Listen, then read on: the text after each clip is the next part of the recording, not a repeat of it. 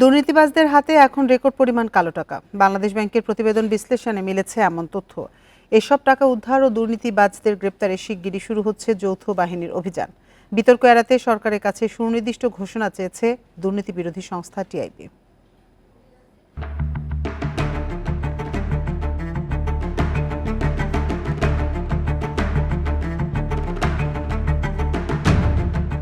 গত শুক্রবার সাবেক সচিব শাহ কামালের মোহাম্মদপুরের বাসায় মেলে বস্তা ভর্তি টাকা, ছিল বৈদেশিক মুদ্রাও। আওয়ামী লীগ সরকারের পতনের দিন ঝালকাঠিতে আমির হোসেন আমুর বাসায়ও মেলে কোটি টাকা। পরদিন বরিশালে কোটি টাকা নিয়ে পালানোর সময় আটক হন প্রকৌশলী। গত এক দশকের অপশাসনে ব্যাংক লুট, কর ফাঁকি, ঘুষ, কমিশন, চাঁদার মাধ্যমে ফুলে ফেঁপে উঠেছেন হাজারো মানুষ। তালিকায় আছেন রাজনীতিবিদ, ব্যবসায়ী, আমলা, পুলিশ, বিচারক, প্রকৌশলী সহ নানা শ্রেণী পেশার মানুষ। বিদেশে পাচারের পাশাপাশি কালো টাকার বড় একটি অংশ রেখেছেন দেশে। বাংলাদেশ ব্যাংকের হিসেবে গত জুন পর্যন্ত মানুষের হাতে ছিল রেকর্ড পরিমাণ নগদ টাকা, ৩ লাখ কোটির বেশি। মে মাসে যার পরিমাণ ছিল 2,71,000 কোটি টাকা। অর্থনীতিবিদরা বলছেন, দুর্নীতিবাজদের একটি অংশ আতঙ্কে ব্যাংক থেকে টাকা তুলেছেন। অনৈতিক উপায়ে টাকা সঞ্চয় করেছেন, অর্জন করেছেন, তাদের বিরুদ্ধে তো অবশ্যই একটা অভিযান চলা উচিত। এটা করে যে পার পাওয়া যায় না শেষ পর্যন্ত, সেইটা প্রতিষ্ঠা করা, তাদেরকে আইনের আওতায় নিয়ে আসা। এরই মধ্যে শীর্ষ কিছু দুর্নীতিবাজের বিরুদ্ধে তদন্ত শুরু করেছে গোয়েন্দা সংস্থা বিএফআইইউ, দুদক ও এনবিআর। তবে আরও বড় পরিসরে অভিযান চালানোর ঘোষণা আসতে পারে। সেনাবাহিনী ছাড়াও আরও 4 সংস্থার সমন্বয়ে হবে বেশ কিছু টিম। সারা দেশে চলবে অভিযান। তবে ১/১১ যৌথ বাহিনীর অভিযান থেকে শিক্ষা নেওয়ার পরামর্শ দিয়েছেন বিশ্লেষকেরা, কারণ তখন বাহিনীর সদস্যদের বিরুদ্ধেই দুর্নীতির অভিযোগ ওঠে। প্রথম কথা হচ্ছে যে পূর্বশত যেটা যথাযথ আইনি প্রক্রিয়া হতে হবে। সাদা পোশাকে ডিবির নামে বা গোয়েন্দা সংস্থার নামে যে ধরনের ধরপাকড়, সেটি কিন্তু এটা উচিত নয় বলে আমরা মনে করি। এবং এটা প্রকাশ্যে ঘোষণা দিয়ে, যথাযথভাবে ঘোষণা দিয়ে বিভিন্ন একাধিক সংস্থার এখানে সংশ্লিষ্টতার প্রয়োজনীয়তা রয়েছে। এদিকে রাজনীতিবিদ, আমলাসহ শীর্ষ দুর্নীতিবাজদের অনেকে পলাতক, অনেকে আত্মগোপনে। আতঙ্ক ছড়িয়েছে অনেকের মধ্যেই। Ruhul Amin, independent news, Dhaka. মোহাম্মদপুর থানার হত্যা মামলায় শেখ হাসিনা সরকারের সমাজ কল্যাণ মন্ত্রী ডাক্তার দীপু মনিকে গ্রেপ্তার করা হয়েছে। সোমবার সন্ধ্যা 7টার দিকে রাজধানীর বাড়িধারা থেকে তাকে আটক করে ডিএমপির গোয়েন্দা বিভাগ। পরে ডিবি কার্যালয়ে নেওয়া হয় দীপু মনিকে। এর আগে বুধবার দীপু মনি ও তার ভাইয়ের বিরুদ্ধে চাঁদপুরে নাশকতার মামলা দায়ের হয়। এরপরই তাকে গ্রেপ্তার করতে অভিযানে নামে পুলিশ। চাঁদপুরের মামলায় বাদী মুনিরা ভবনের দায়িত্বপ্রাপ্ত ম্যানেজার ও পৌরসভার কোরালিয়া এলাকার শামসুল হক হাওলাদারের ছেলে সেলিম মিয়া। মামলার আসামি হিসেবে দীপু মনি ও তার বড় ভাই ওয়াদুদ টিপু সহ 382 জনের নাম উল্লেখ করা হয়েছে। সাথে আছে অজ্ঞাত 1200 জন আসামি। দীপু মনি চাঁদপুর 3 আসন থেকে টানা 4 বার আওয়ামী লীগের মনোনয়নে সংসদ সদস্য নির্বাচিত হন।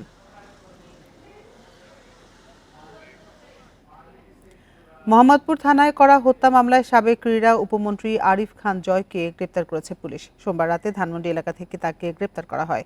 জয় 2014 সালে নেত্রকোনা 2 আসনে আওয়ামী লীগ থেকে সংসদ সদস্য নির্বাচিত হন।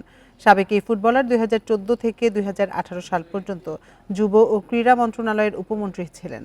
দ্বাদশ সংসদ নির্বাচনে নৌকা প্রতীক না পেয়ে স্বতন্ত্র প্রার্থী হলেও জিততে পারেননি। সরকার পতনের পর সাবেক মন্ত্রী, এমপিদের বিরুদ্ধে একের পর এক মামলা ও গ্রেপ্তার হচ্ছে। এর মধ্যে আটক হলেন জয়। একসময় ক্লাব ফুটবলে তিনি আবাহনী, মোহামেডান ও মুক্তিযোদ্ধা সংসদ থেকে ফুটবল খেলেছেন।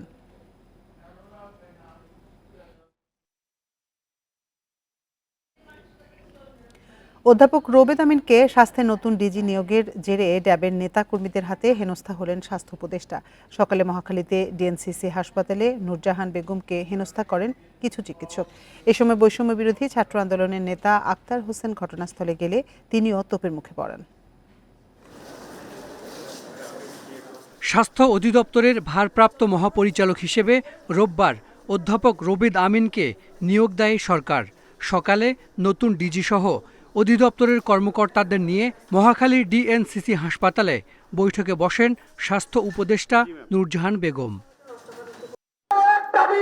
বৈঠক চলাকালে বিক্ষোভ মিছিল নিয়ে হাসপাতালে আসেন বিএনপিপন্থী চিকিৎসকদের একটি দল।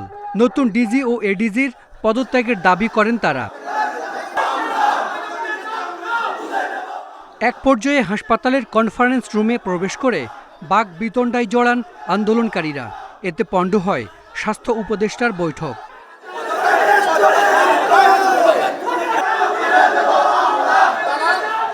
পরে বৈষম্য বিরোধী আন্দোলনের ছাত্রনেতা আক্তার হোসেন সহ কয়েকজন যান সেখানে, তবে পরিস্থিতি নিয়ন্ত্রণে ব্যর্থ হন তারা। আন্দোলনকারীদের 4 প্রতিনিধির সঙ্গে বৈঠকের প্রস্তাব দেয়া হলেও থামেনি হট্টগোল।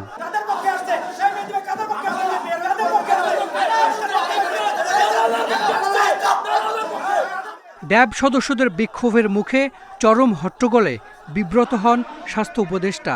তৈরি হয় নিরাপত্তা ঝুঁকি। এভাবেই চলে প্রায় 1 ঘন্টা।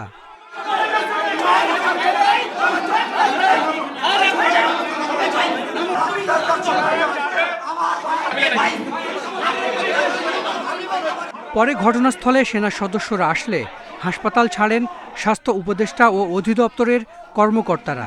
এ সময় ড্যাবের কয়েকজন নেতাকর্মীও তাদের সঙ্গে যান। Hasan Misbah, independent news, Dhaka. অন্তত 25 জেলায় ডিসি পদে পরিবর্তন আনছে সরকার। নতুন জেলা প্রশাসক নিয়োগ দিতে পরীক্ষার মাধ্যমে 25 জন উপসচিবকে ইতিমধ্যে নির্বাচন করা হয়েছে। দায়িত্বে থাকা ডিসিদের প্রত্যাহার কার্যক্রম ও নতুন ডিসি নিয়োগ আজই শুরু হতে পারে জানিয়েছেন সংশ্লিষ্ট কর্মকর্তারা। ডিসি পদে নিয়োগ দিতে গত সরকারের তৈরি ফিট লিস্ট বাদ দিয়ে নতুন তালিকা প্রস্তুত হচ্ছে। জনপ্রশাসনের বঞ্চিত 24, 25 ও 27তম বিসিএস ব্যাচ থেকে ফিট লিস্ট তৈরির প্রক্রিয়া শুরু করেছে অন্তর্বর্তীকালীন সরকার।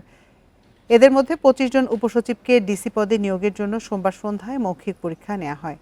মন্ত্রিপরিষদ বিভাগ ও জনপ্রশাসন মন্ত্রণালয় থেকে জানা গেছে, বৈষম্য বিরোধী ছাত্র আন্দোলনের সময় গণবিরোধী ভূমিকা নেওয়া বিভিন্ন জেলার ডিসিদের প্রত্যাহার করা হচ্ছে।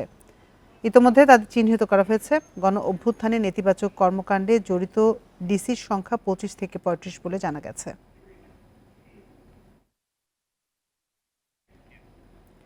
তত্ত্বাবধায়ক সরকার বাতিল সহ বেশ কয়েকটি সংশোধনী এনে করা সংবিধানের ৫৫ সংশোধনী কেন অবৈধ নয় জানতে চেয়ে রুল জারি করেছে হাইকোর্ট। সোমবার বিচারপতি নাইমা হায়দারের নেতৃত্বাধীন হাইকোর্টের দ্বৈত বেঞ্চ এই রুল জারি করেন। মানুষের ভোটের অধিকার নষ্ট করতে এবং দলীয় সরকারের অধীনে একতরফা নির্বাচন করতে এই সংশোধনী বলে আদালতে দাবি করেন রিটকারী। সংবিধানের বিতর্কিত 15তম সংশোধনীর মাধ্যমে বেশ কয়েকটি বিষয় সংযোজন ও বিয়োজন করা হলেও সবচেয়ে আলোচনায় 13তম সংশোধনীর মাধ্যমে যুক্ত হওয়া তত্ত্বাবধায়ক পদ্ধতি বাতিল করা। এর ফলে দলীয় সরকারের অধীনেই নির্বাচনের সাংবিধানিক বৈধতা নেয় আওয়ামী লীগ। এই নিয়ে নানা আলোচনা সমালোচনার মধ্যে সংশোধনীটি বাতিল চেয়ে হাইকোর্টে রিট করেন সুজন সম্পাদক বদিউল আলম মজুমদার সহ 5 জন। এই সংশোধনীর মাধ্যমে সংবিধানের মৌলিক কাঠামোতে আঘাত করা হয়েছে বলে আদালতে দাবি করেন তারা। সোমবার ওই রিটের শুনানি শেষে কেন সংশোধনীটি সংবিধানের সাথে সাংঘর্ষিক নয় এবং অবৈধ হবে না তা জানতে চেয়ে রুল দেন হাইকোর্ট। ত্রয়োদশ সংশোধনীতে একটা মামলা হয়েছিল অ্যাপিলেট ডিভিশন, যেখানে বলেছিল পরবর্তী 2টো সংসদ নির্বাচন তত্ত্বাবধায়ক সরকারের অধীনে হতে হবে, কিন্তু সেই আদেশ আপিলেট ডিভিশনের আদেশ অমান্য করে ৫৫ সংশোধনী আনা হয়।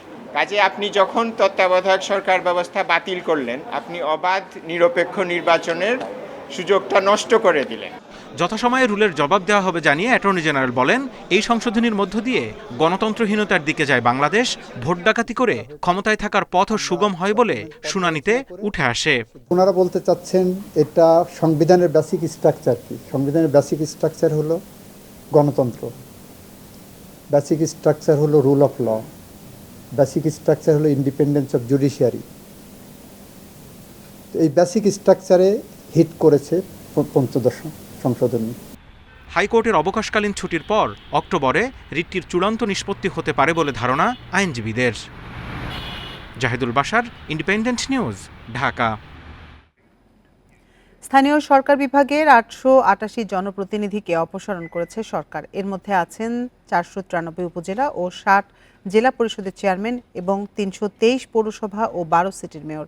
এসব জায়গায় প্রশাসক নিয়োগ করা হয়েছে, তবে ভাইস চেয়ারম্যান, কাউন্সিলর বা ইউপি চেয়ারম্যানদের বিষয়ে কোনো সিদ্ধান্ত হয়নি।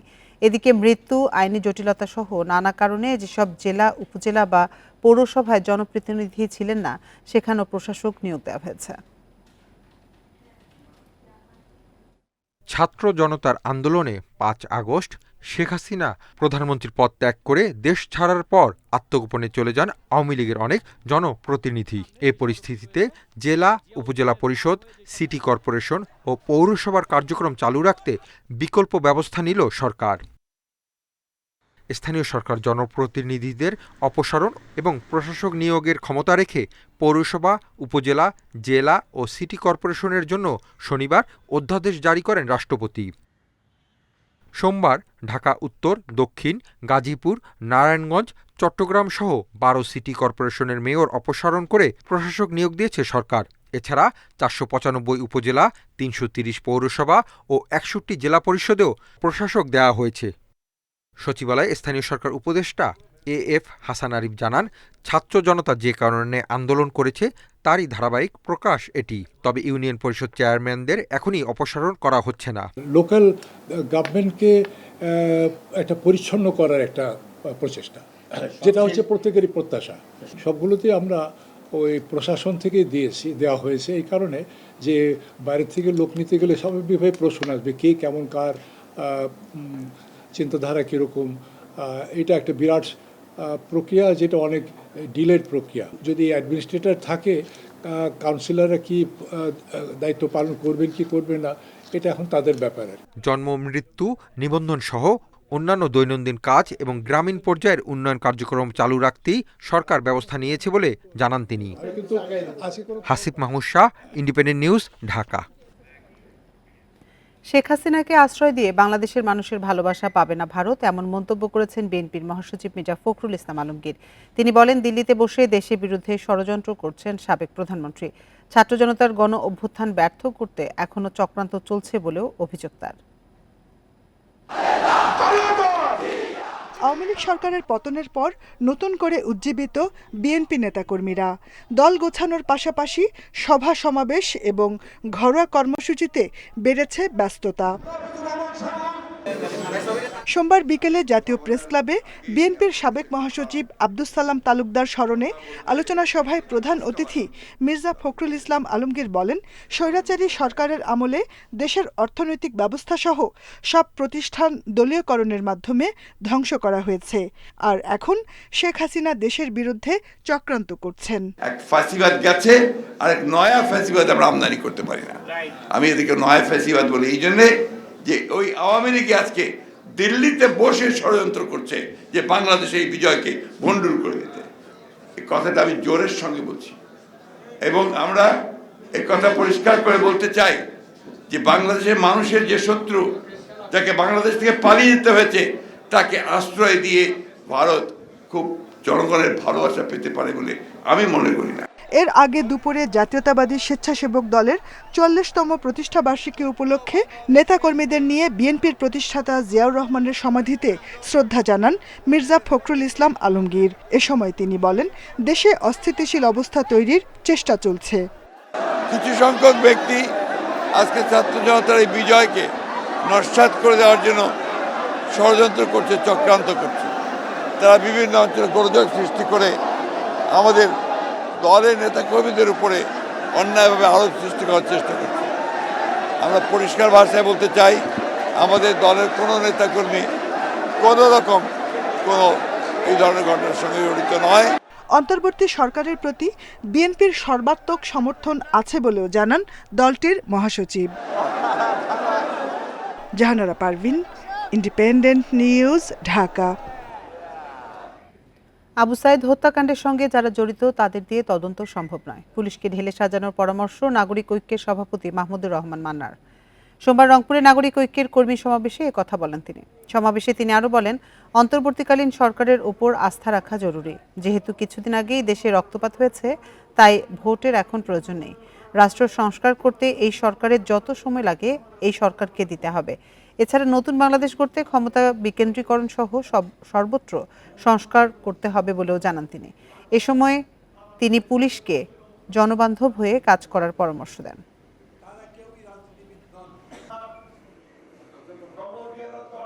এইখানে যারা যারা আছেন তাদের কোনো রাষ্ট্র পরিচালনার অভিজ্ঞতা নেই, তারা কেউই রাজনীতিবিদ নন, ফলে তারা সব বিষয়ে রাজনৈতিকভাবে এবং প্রশাসনিকভাবে কতখানি মোকাবেলা করতে হবে এটা আমাদের দেখতে হবে।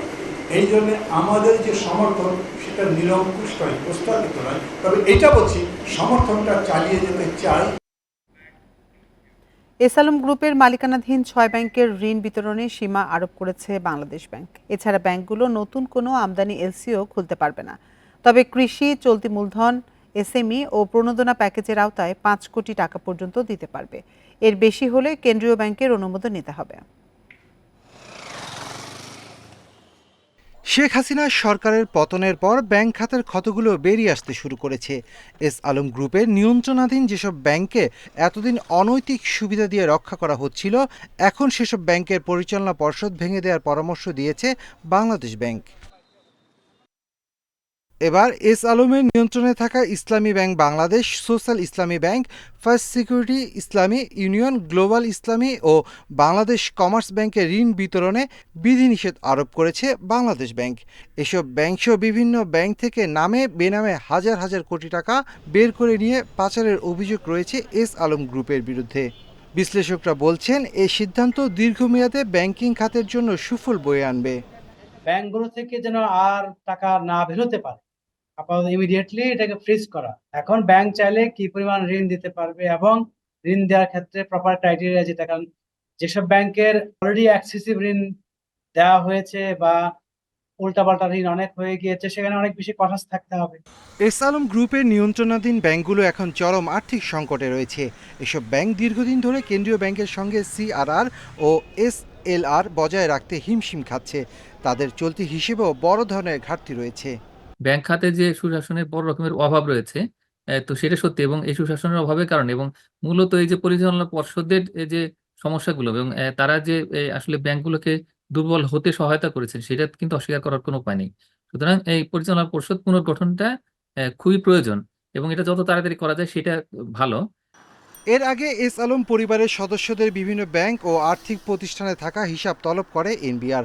তাদের নামে থাকা ক্রেডিট কার্ডের তথ্যও চাওয়া হয়েছে। পাশাপাশি আর্থিক প্রতিষ্ঠান, জাতীয় সঞ্চয় অধিদপ্তর ও ডাক বিভাগের কাছে থাকা হিসাবের তথ্যও চাওয়া হয়েছে। Shafil Alam Sujan, Independent news, Dhaka. রাজশাহীতে ছাত্র আন্দোলনে আলী রায়হানকে হত্যায় সাবেক সিটি মেয়র সহ 50 জনের নাম উল্লেখ ও অজ্ঞাত 1200 জনকে আসামি করে মামলা হয়েছে। সোমবার রাতে রাজশাহীর বোয়ালিয়া মডেল থানায় মামলা করেন নিহতের ভাই। এজাহারে বলা হয়, গত 5ই আগস্ট রাজশাহীর তালাইমারি এলাকা থেকে মিছিল নিয়ে সাহেববাজার আসতে সাবেক মেয়র লিটন সহ আওয়ামী লীগের নেতাকর্মীরা হামলা চালায়। এতে গুলিবিদ্ধ হন আলী রায়হান। পরে 8 আগস্ট সন্ধ্যায় রাজশাহী মেডিকেল কলেজ হাসপাতালে মারা যান তিনি। এ ঘটনায় সাবেক মেয়র AHM খায়রুজ্জামান লিটন সহ 50 জনের নাম উল্লেখ ও অজ্ঞাত 1200 জনকে আসামি করা হয়।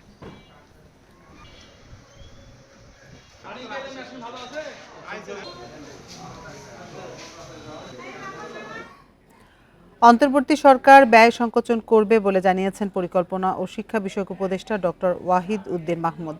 সোমবার পরিকল্পনা মন্ত্রণালয়ে তিনি বলেন, জিডিপি বাড়ানোর চেয়ে কর্মসংস্থানের উপর বেশি গুরুত্ব দেওয়া হবে। আর শেখ হাসিনা সরকারের নেয়া রাজনৈতিক উদ্দেশ্যমূলক প্রকল্প বন্ধ করে দেয়া হবে বলে জানান ওয়াহিদ উদ্দিন মাহমুদ। প্রকল্পগুলোতে কেন এতবার সংশোধন করতে হলো, নকশা কেন সংশোধন করতে হলো, একটা প্রকল্প 4 বার 5 বার বহুবার এগুলোকে কেন সংশোধন করতে হয়েছে এবং ব্যয় বাড়াতে হয়েছে এবং সময় বাড়াতে হয়েছে, সেগুলো একটু আমরা এখন ভবিষ্যতে যাতে ভুল না করি, আমি মনে করি যে এটাকে প্রতিবেদন তৈরি করা উচিত হবে যে কেন এই ভুলগুলো হলো। কারফিউ ও রাজনৈতিক অস্থিরতার নেতিবাচক প্রভাব পড়েছে মিরপুর জাতীয় চিড়িয়াখানায়। সবকিছু প্রায় স্বাভাবিক হলেও এখনো জমে ওঠেনি রাজধানীর এই বিনোদন কেন্দ্রটি। কর্তৃপক্ষ বলছে, কারফিউয়ের সময় টানা 10 দিন বন্ধ থাকায় প্রায় 20 লাখ টাকার রাজস্ব হারিয়েছে চিড়িয়াখানা। টগর বেলির ঘরে আবারও এসেছে একজোড়া বাঘ শাবক। এপ্রিলে জন্ম নেওয়া শাবকদের এরই মধ্যে প্রদর্শনীর জন্য খাঁচায় রাখা হয়েছে। গরাদের পরিবেশে ধীরে ধীরে নিজেকে মানিয়ে নিচ্ছে তারা। চিড়িয়াখানায় অন্যতম আকর্ষণ জিরাফ। মাঝ দুপুরে গরাদে খাবার এলে নড়ে চড়ে বসে জিরাফের দল। রাজনৈতিক অস্থিরতা শেষে ধীরে ধীরে স্বাভাবিক হচ্ছে চারপাশ। তবে মিরপুর চিড়িয়াখানায় এখনও দর্শনার্থীর আগমন বাড়েনি। এখন আর ভয় নেই, ভয় কেটে গেছে, জনজীবনও স্বাভাবিক হয়ে গেছে। আমরাও বাচ্চা কাচ্চাদেরকে নিয়ে একটু আপনার বিনোদনের জন্য চলে আসছি। টিকিট তেমন বিক্রি হয়নি, সেল হয়নি, লোকজন ভয়ে ঘর থেকে বেরোতে পারেনি, বিধায় হলো আমরা টিকিটটাও তেমন সেল করতে পারিনি। আমাদের জন্য দর্শনার্থী কম ছিল, সরকারের অনেক ক্ষতি হয়ে গেছে। জাতীয় চিড়িয়াখানা থেকে প্রতি বছর রাজস্ব আয় হয় প্রায় 16 কোটি টাকা। জুলাই কারফিউর সময় 10 দিন বন্ধ ছিল চিড়িয়াখানা। সরকার পতনের পর সবকিছু স্বাভাবিক হলেও নিষ্প্রাণ এই বিনোদন কেন্দ্র। এই দর্শনার্থীর সংখ্যা অনেক কম হওয়ার কারণে এবং আমাদের চিড়িয়াখানা যে 10 দিন বন্ধ ছিল সেই কারণে গভর্নমেন্টের যে রেভিনিউ ইনকাম সেটি অনেকটা কমে গেছে। আমরা টোটাল যেটা হিসাব করেছি যে প্রায় 30-35 লক্ষ টাকার মতো গভর্নমেন্টের রেভিনিউ এখানে কম আহরিত হবে। মিরপুর জাতীয় চিড়িয়াখানায় 135 প্রজাতির প্রায় 3,500 প্রাণী আছে। তবে এখানে ধারণ ক্ষমতার চেয়ে প্রাণীর সংখ্যা প্রায় 500-ও বেশি।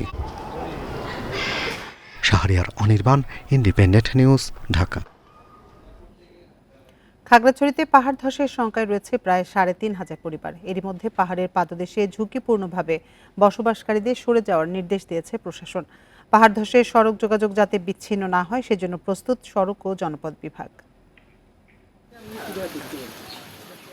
টানা বর্ষণে পাহাড় ধসের শঙ্কা মাথায় নিয়ে খাগড়াছড়ির বিভিন্ন পাহাড়ের পাদদেশে ও পাহাড়ের ওপর বসবাস করছে প্রায় 3,500 পরিবার। বৃষ্টি অব্যাহত থাকলে জেলার সবুজবাগ, শালবাগান, কলাবাগান সহ শহরতলির বিভিন্ন এলাকায় পাহাড় ধসের আশঙ্কা করছে প্রশাসন। পাহাড়ের পাদদেশে বসবাসকারীরা বলছেন পুনর্বাসন না হওয়া সহ নানা কারণে অনেকটা বাধ্য হয়ে ঝুঁকিপূর্ণভাবে বসবাস করছেন তারা। ইদানিং খুব বেশি বৃষ্টি হইতেছে, ওদিক দিয়ে আমাদের এলাকার অনেক মানুষের পাহাড় মানে বাড়ির পাশের পাহাড়গুলো ভাঙা টিনের চালে পড়তেছে। গত বছর এই বর্ষাকালে আমাদের অধিকাংশ ঘরবাড়ি ভেঙে গেছে পাহাড় ধসে। এই বছর আমরা ঝুঁকিপূর্ণতা আছি। এদিকে খাগড়াছড়ির দীঘিনালা মারিশা সড়ক ও মহালছড়ি সিন্দুকছড়ি সড়কে পাহাড় ধস মোকাবেলায় প্রস্তুতি নিয়েছে সড়ক ও জনপদ বিভাগ। দুর্যোগ দেখা দিলে সার্বিক সহায়তায় প্রশাসনও প্রস্তুত।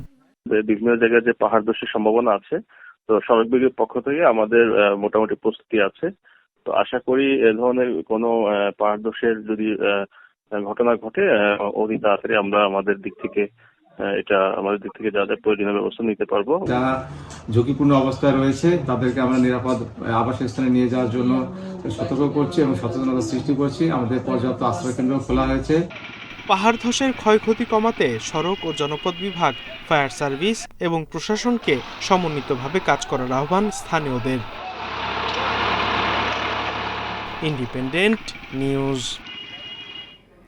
চট্টগ্রামের কর্ণফুলী নদী থেকে উদ্ধার হওয়া 150 বছর পুরনো বাণিজ্যিক জাহাজে পুরনো মুদ্রাসহ 2 জন মানুষের হাড়গোড় মিলেছে। বন্দর কর্তৃপক্ষ বলছে বন্দর চ্যানেলে ডুবে থাকা ব্রিটিশ আমলের জাহাজটি উদ্ধার করায় জাহাজ চলাচল নির্বিঘ্ন হবে। চট্টগ্রামে অন্তত 150 বছর পুরনো ডুবে যাওয়া কার্গো জাহাজ উদ্ধারের ঘটনায় কয়েকদিন ধরেই ব্যাপক চাঞ্চল্য চলছে। প্রায় 8 মাসের চেষ্টায় জাহাজ উত্তোলনকারী প্রতিষ্ঠান হীরামণি সালভেজ ব্রিটিশ আমলের জাহাজটি উদ্ধার করতে সক্ষম হয়। দিনরাত কাজ করে 300 ফিট লম্বা ও 30 ফিট উচ্চতার জাহাজটি উদ্ধারের পর সেখানে পাওয়া গেছে 1862 সালের মুদ্রা। মিলেছে তামা, পিতল ও রূপার আসবাবপত্র সহ বিভিন্ন জিনিসপত্র। সন্ধান মিলেছে 2 জন ব্যক্তির হাড়গোড়েরও। কুইন এলিজাবেথ প্রিন্সেস, তার কুইন এলিজাবেথের কিছু কয়েন পেয়েছি যেগুলো ভারত উপমহাদেশে তখন প্রচলিত ছিল। নদীর তলদেশে 30 ফিট মাটির নিচে দীর্ঘদিন পড়েছিল জাহাজটি। উপরে জমেছিল বালির আস্তরণ। ইঞ্জিল দেখলেই তো কওয়া যায় কত বছর আগের। তারপর আমরা এই জাহাজটার কারণে পাহাড় হয়ে গেছে আপনার কাঁচরা। এই কাঁচরা ফালাইয়া উদ্ধারকরণে আপনার অনেক হেভি ব্যয়বহুল খরচ হয়েছে। কর্তৃপক্ষ বলছে জাহাজ উদ্ধারের ফলে কর্ণফুলী চ্যানেলে জাহাজ চলাচল নিরাপদ হওয়ার পাশাপাশি কমবে ড্রেজিং খরচ। এই র্যাকটা রিমুভাল করলে আমাদেরকে আর আমাদের খরচে এটা সিলটেশন করতে হয় না। এক্ষেত্রে আমরা আর্থিকভাবেও আমাদের অর্থ সাশ্রয় হয় এবং আমাদের চ্যানেলটাও নিরাপদ থাকে। ব্রিটিশ শাসনামলে বাণিজ্যিক কাজে চট্টগ্রামে এসে জাহাজটি ডুবে যায় বলে ধারণা করা হচ্ছে। Independent news. আর এই ছিল এখনকার সংবাদে। ইন্ডিপেন্ডেন্ট টেলিভিশনের সব খবরের বিস্তারিত জানতে চোখ রাখুন ফেসবুক, ইউটিউব এবং এক্সে। এতক্ষণ সাথে থাকার জন্য ধন্যবাদ সবাইকে।